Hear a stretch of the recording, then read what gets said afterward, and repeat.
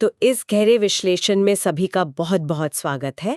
आज का विषय कुछ ऐसा है जो रोजमर्रा के डिजिटल जीवन को चलाता है, पर शायद ही कभी इसके पीछे की जटिलता पर ध्यान जाता है। हम बात कर रहे हैं सिस्टम डिजाइन की। मतलब जरा सोचिए, इंटरनेट की दुनिया के बड़े प्लेटफॉर्म्स जैसे Amazon, नेटफ्लिक्स या ट्विटर एक ही समय में करोड़ों यूजर्स को कैसे संभालते हैं। हाँ, ये सोचने वाली बात है। बिल्कुल। ब्लैक फ्राइडे या दिवाली सेल के दौरान जब करोड़ों लोग एक साथ वेबसाइट पर आते हैं, तो वो बिना क्रैश हुए कैसे काम करती रहती हैं। ये कोई जादू तो है नहीं, इसके पीछे एक बहुत ही मजबूत और सोची समझी सॉफ्टवेयर आर्किटेक्चर की नींव होती है। आज के इस विश्लेषण का मुख्य लक्ष्य हमारे स्रोतों से जानकारी निकालकर सिस्टम डिजाइन को समझना है। सही कहा। हमने कुछ बेहतरीन टेक आर्टिकल्स, विकिपीडिया के पन्ने और अर्पित भयानी के शानदार वीडियोस का गहराई से अध्ययन किया है। हम सॉफ्टवेयर आर्किटेक्चर के मुश्किल कॉन्सेप्ट्स को आसान और दिलचस्प बनाने वाले हैं। तो बिना किसी भारी तकनीकी उलझन में पड़े, चलिए इसे खोल कर देखते हैं। जरूर। सिस्टम डिजाइन को समझना आज के समय में बेहद जरूरी है, क्योंकि ये केवल कुछ लाइन कोड लिखने तक सीमित नहीं है। मैं कहूँगा ये असल में एक कला है। मतलब ये इस बात का विज्ञान है कि विभिन्न तकनीकी घटक जैसे सर्वर, डेटाबेस और नेटवर्क एक साथ कैसे काम करते हैं और उनके बीच तालमेल कैसे बैठता है। जब सिस्टम पर भारी दबाव आता है तो वो कैसे टिके रहता है। और इस विकास की कहानी शुरू होती है सॉफ्टवेयर आर्किटेक्चर की बिल्कुल बुनियादी नींव से। जब कोई नई ऐप बनती है तो शुरुआत में सब कुछ बहुत सीधा रखा जाता है, जिसे मोनोलिथ आर्किटेक्चर कहा जाता है। इसे एक बहुत बड़ी डिब्बी की कल्पना की जा सकती है। इस डिब्बे में यूजर इंटरफेस, डेटाबेस से बात करने का तरीका, पेमेंट गेटवे, सब कुछ एक ही कोड बेस के अंदर कसकर पैक होता है। शुरुआत में सब कुछ एक जगह होता है। लेकिन अगर ये इतना ही आसान है तो इसमें खराबी क्या है? सब कुछ एक जगह होना तो अच्छी बात होनी चाहिए ना। शुरुआत में ये बहुत अच्छी बात लगती है। एक स्टार्टअप के लिए मोनोलिथ की शुरुआत करना और उसे सर्वर पर डिप्लॉय करना बहुत आसान होता है। लेकिन जैसे जैसे एप्लीकेशन बड़ा होता है ना, ये कोड का एक विशाल और उलझा हुआ जाल बन जाता है। सबसे बड़ी समस्या ये है कि ये architecture single point of failure का शिकार हो सकता है। यानी अगर एक छोटी सी चीज खराब हुई तो पूरी की पूरी मशीन। बिल्कुल, पूरी मशीन बंद।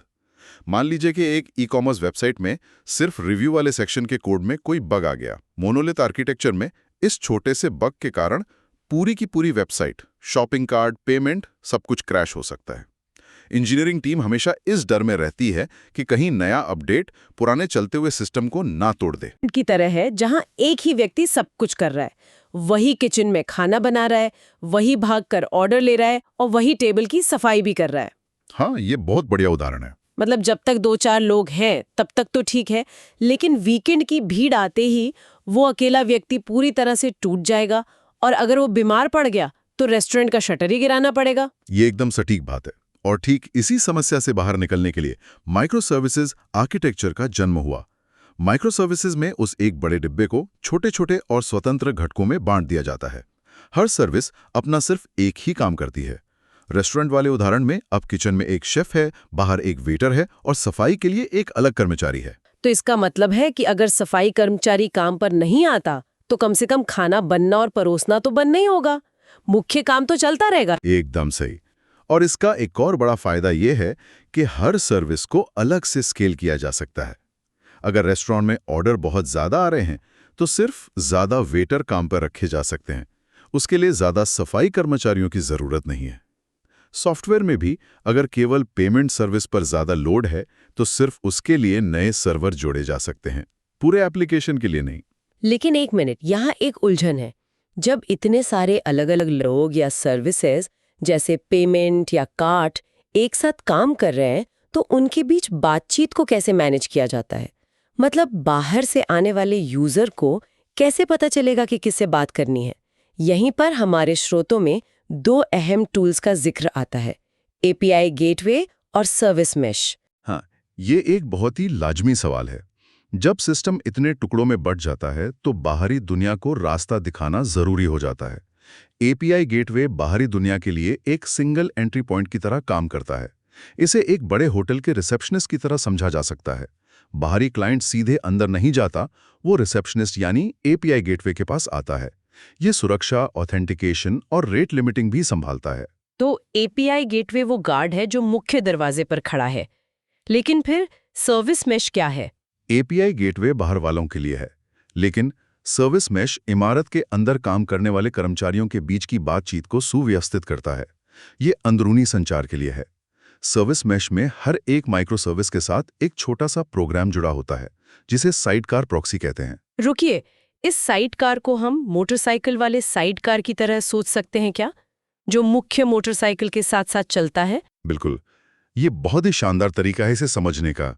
मुख्य मोटरसाइकिल आपकी माइक्रो सर्विस है, जिसका काम सिर्फ अपना बिजनेस लॉजिक चलाना है, और जो साइडकार उसके साथ जुड़ा है वो सारी नेटवर्क की उलझनों को संभालता है, जैसे डेटा को एन्क्रिप्ट करना या अगर सर्विस जवाब नहीं दे रही तो रिक्वेस्ट को दोबारा भेजना। मुख्य ड्राइवर को सिर्फ गाड़ी चलाने पर ध्यान देना होता है। यहाँ एक बहुत ही दिलचस्प बात सामने आती है। जब सिस्टम बन गया, माइक्रो सर्विसेज भी सेट हो गईं और अचानक से ट्रैफिक बहुत तेजी से बढ़ जाए, तो क्या होगा? सिस्टम उस भारी दबाव को कैसे संभालेगा? हमारे स्रोत अर्पित भयानी के वीडियो में स्केलिंग को बहुत ही शानदार तरीके से समझाया गया है। स्केलिंग सिस्टम डिजाइन का दिल है। ये मुख्य रूप से दो तरह की होती है। पहली है वर्टिकल स्केलिंग, जिसे स्केलिंग अप भी कहते हैं। इसका सीधा सा मतलब है कि जो सर्वर अभी इस्तेमाल हो रहा है उसी में और ज्यादा ताकत डालना, जैसे बेहतर सीपीयू लगाना या ज्यादा रैम बढ़ाना।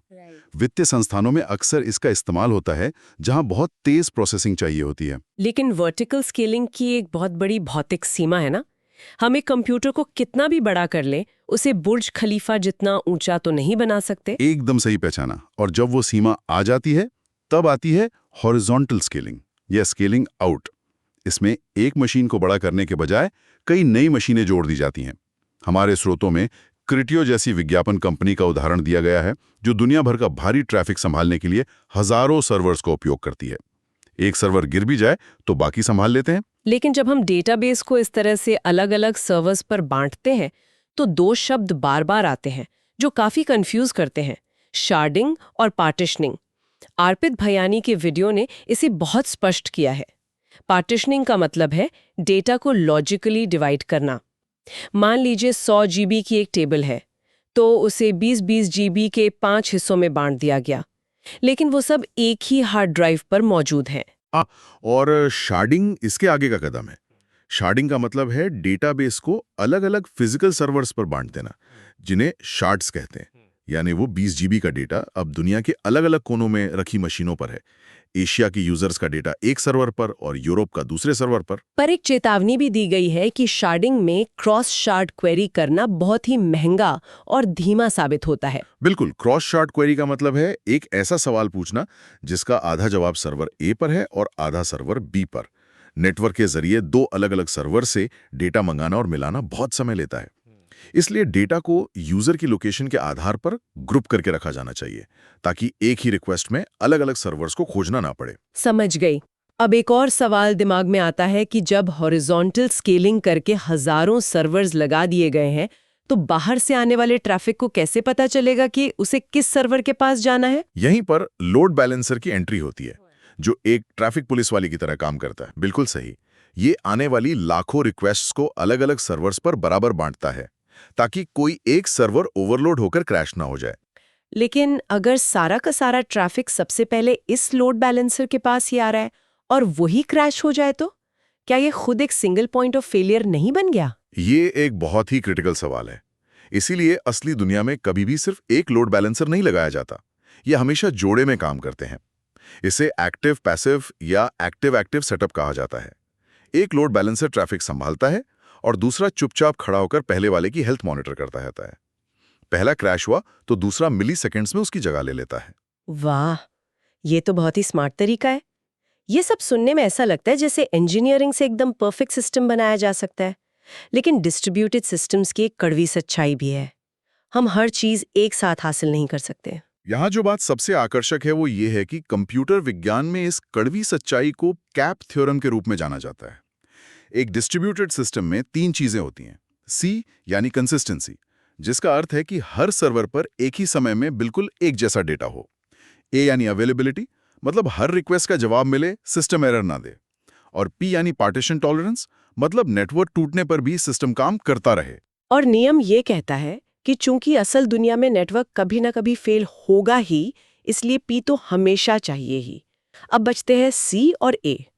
जब नेटवर्क टूटता है तो सिस्टम को चुनना पड़ता है कि वो या तो सही डेटा दिखाए या फिर सिस्टम को बस चालू रखे।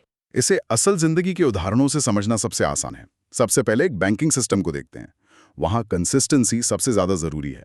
बैंक का सिस्टम पैसे निकालने की रिक्वेस्ट को थोड़ी देर के लिए रोक देगा या एरर दे देगा, लेकिन वो कभी भी गलत बैलेंस नहीं दिखा सकता। यही कारण है कि जब ई कॉमर्स साइट्स पर कोई बड़ी सेल चल रही होती है तो कई बार आइटम स्टॉक में दिखता है, लेकिन चेकआउट करते वक्त आउट ऑफ स्टॉक हो जाता है।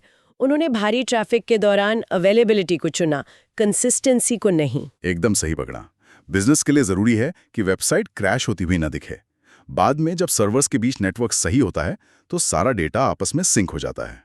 इसे सिस्टम डिजाइन की भाषा में इवेंचुअल कंसिस्टेंसी कहते हैं। लेकिन क्या होगा जब नेटवर्क बिल्कुल सही चल रहा हो? तब तो कोई दिक्कत नहीं होनी चाहिए। हमारे स्रोतों में PACLC थ्योरम का जिक्र है जो इसी स्थिति की बात करता है। हाँ, ये थ्योरम कहता है कि जब नेटवर्क बिल्कुल सही चल रहा हो तब भी लेटेंसी और कंसिस्टेंसी के बीच एक समझौता करना पड़ता है।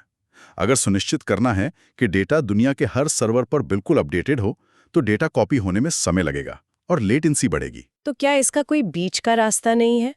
विकिपीडिया के स्रोतों में आधुनिक डेटाबेस जैसे TIDB का जिक्र है, जो इन मुश्किलों को सुलझाने के लिए राफ्ट कंसेंसस एल्गोरिदम का इस्तेमाल करते हैं। राफ्ट एक बहुत ही चतुर एल्गोरिदम है। सर्वर्स के बीच एक चुनाव होता है, एक सर्वर लीडर बन जाता है और बाकी फॉलोअर। नया डेटा लीडर के पास जाता है और जब ज्यादातर फॉलोअर्स कह देते हैं कि हमें डेटा मिल गया है, तभी लीडर उस डेटा को पक्का करता है। इससे डेटाबेस एकदम एक्यूरेट रहता है। ये थ्योरी तो बहुत हो गई। अब इस पूरी चर्चा को एक असल दुनिया के उदाहरण से जोड़ते हैं। एक URL शॉर्टनर जैसे tinyurl या bitly कैसे बनाया जाता है? ये लंबे वेब एड्रेस को छोटे लिंक में बदल देता है। ये सिस्टम डिजाइन का एक क्लासिक उदाहरण है। स्रोतों के अनुसार ऐसे सिस्टम में रीड टू राइट रेशियो 10:1 होता है। मतलब लोग नए लिंक बनाने के मुकाबले बने हुए लिंक को खोलने का काम 10 गुना ज्यादा करते हैं। अगर प्रति सेकंड 40 नए लिंक बन रहे हैं तो 400 लिंक खोले जा रहे हैं। तो वो छोटा सा कोड बनता कैसे है? जैसे लिंक के अंत में जो 7 अक्षरों का कोड होता है। एक्सपर्ट्स इसके लिए बेस 62 एन्कोडिंग तकनीक का सुझाव देते हैं। अंग्रेजी के छोटे अक्षर, बड़े अक्षर और 10 नंबर मिला लें तो कुल 62 कैरेक्टर्स बनते हैं। 7 अक्षरों का कोड बनाने पर लगभग 3.5 ट्रिलियन अलग अलग कॉम्बिनेशन बनाए जा सकते हैं। बिल्कुल, कोड तो बन गया, लेकिन स्पीड बढ़ाने के लिए कैशिंग का महत्व बहुत बढ़ जाता है। यहाँ 80-20 का नियम लागू होता है। सिस्टम का 80% ट्रैफिक केवल टॉप 20% लिंक्स के लिए आता है। तो डेटाबेस में जाकर ढूंढने के बजाय रेडिस जैसे फास्ट इन मेमोरी टूल्स का उपयोग करके मशहूर लिंक्स को मेन मेमोरी में ही सेव कर लिया जाता है। एकदम सही। और जब ब्राउजर को असली लिंक मिल जाता है तो सर्वर उसे रिडायरेक्ट करता है। यहाँ 301 और 302 रिडायरेक्ट के बीच का अंतर सामने आता है। 301 स्थायी होता है। ब्राउजर याद कर लेता है कि असली पता क्या है। तो अगर 301 इंटरनेट को तेज बनाता है और सर्वर पर लोड कम करता है, तो कोई 302 रीडायरेक्ट का इस्तेमाल क्यों ही करेगा? इसमें तो सिर्फ नुकसान लग रहा है। इंजीनियरिंग के नजरिए से 301 बेस्ट है, लेकिन बिजनेस की जरूरतें अलग होती हैं। अगर एनालिटिक्स इकट्ठा करना हो कि कितने लोगों ने क्लिक किया, तो 301 काम नहीं आएगा, क्योंकि ब्राउजर अगली बार सर्वर के पास आएगा ही नहीं। इसीलिए 302 का इस्तेमाल होता है, जो अस्थायी है। हर बार रिक्वेस्ट सर्वर पर आती है और एनालिटिक्स ट्रैक हो जाते हैं। तो इन सब का आखिर मतलब क्या है? आज हमने उस ब्रह्मांड की यात्रा की जो हर क्लिक के पीछे काम कर रहा है। मोनोलिथ से लेकर सर्विस मैश, हॉरिजॉन्टल स्केलिंग और कैप थ्योरम तक। इस पूरी चर्चा का सार यही है कि सिस्टम डिजाइन में कोई भी एक सही जवाब नहीं होता। चाहे कंसिस्टेंसी और अवेलेबिलिटी के बीच चुनाव करना हो या 301 बनाम 302 का फैसला हो, हर डिजाइन फैसले की एक कीमत होती है, जिसे ट्रेड ऑफ कहते हैं।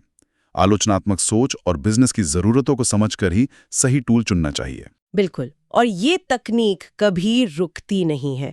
हमारे विकिपीडिया स्रोत से एक ऐसा विचार सामने आता है जो भविष्य की नींव है, machine learning system design. AI की और बढ़ती दुनिया में इन सिस्टम्स को डिजाइन करना बहुत जटिल हो गया है। मॉडल ड्रिफ्ट एक बहुत बड़ी चुनौती है, जहां समय के साथ AI मॉडल की सटीकता कम होने लगती है। हाँ, इन मॉडल्स को लगातार मॉनिटर करना, नए डेटा पे ट्रेन करना और डेटा पाइपलाइंस को मैनेज करना एक अलग ही स्तर का काम है। क्या आज के हमारे ये डिजाइन पैटर्न भविष्य के इन लगातार बदलते एआई सिस्टम्स का भार उठा पाएंगे, या हमें पूरी तरह से किसी नए आर्किटेक्चर की खोज करनी होगी? ये एक ऐसा सवाल है जिसे यहीं छोड़ना सबसे सही रहेगा, ताकि इस पर गहराई से विचार किया जा सके। सीखते रहिए और सिस्टम्स के पीछे की इस अद्भुत दुनिया को ऐसे ही करीब से देखते रहिए।